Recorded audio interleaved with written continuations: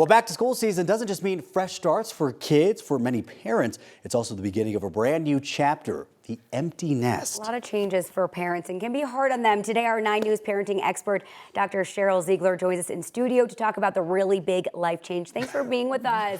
You're one of those. We were just talking to you about sending your kids back to high school. You're getting close, yeah. Oh my gosh, I'm not yet close. So there's a difference. There is the I'm dropping my kid off at college. Yeah. And then there's the true empty nest. Yeah. The last child has flown the coop, right? And then you're really just you and your spouse, or or yourself looking at yourself in the mirror like it's just me or just me and you. So I think that's really what we're talking about today, which is a little bit different. Yeah. But both of them are hard transitions. Jordan and I were both the second kid to leave, Yeah. so we were the final. We were the ones who made our parents parents the empty nesters. Yeah. So talk about that experience for parents and what they're kind of feeling. Yes, it's such a mixed bag. So of course, lots of emotions. But on the one hand, some parents are really, they're nervous. They don't know what their identity is. They don't know, who am I now that I'm not Jordan's mom, and what am I doing with myself? What's my routine? What are my hobbies? And then there's another side where sometimes they really are thrilled. Like, great, let's start traveling. Let's start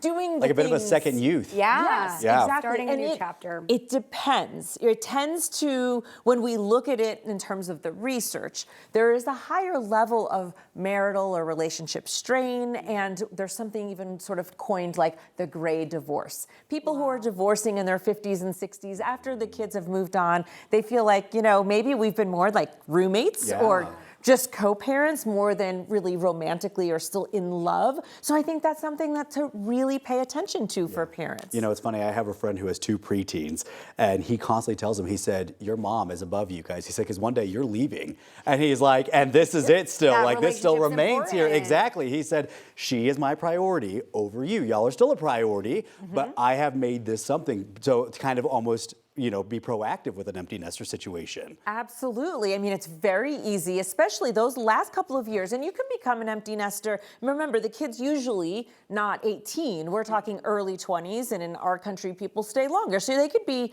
that last child could be in their early or mid 20s by the time this happens. So at that point, you might feel like, yes, we have been just so focused on that child. And so when they leave and it's quiet in the home and you're looking at the other person, people talk about increased rates of anxiety and increased rates of depression. Right. And I think that's normal for a short amount of time. But if that continues on for a while and you're not feeling like you're finding your own identity or connecting in your marriage, then I think that's when it could be time to get outside support and definitely, a couple other things you can do to really help the situation. Do you have any tips for making a really healthy transition for parents and even the students? Yes. I mean, first and foremost is talk about it. Tell people. Make sure you're not invalidating yourself. Your feelings are real. They're valid. The other one is really reach out to friends, whether that's old friends that you kind of have lost touch with or making new friends. Do things that are social. Connect with your partner or spouse and really just get engaged. And if you find yourself, you're hearing this and you go, I can't really get the energy to do that, then get yourself professional support, because this is a really important transitional time in our lives and you're not in it alone. That's really what I'd want to say to people. You probably feel alone, but you're not alone. I just got a text from my mom. Mama Cass out there Mama watching. say? She said, when you left for college, I partied for 3 years. Meanwhile, my mom was like crying. They were opposite. My mom, she gave me for my 18th birthday? A suitcase. Oh, I was going to say a big kick in the butt. And that too. She said, all right, not responsible for you anymore. Have fun. That's right. There you go. The Two two very opposite different ends. ends of that. There it is. All right, Dr. Ziegler, thank you Thank very you. much. We appreciate it.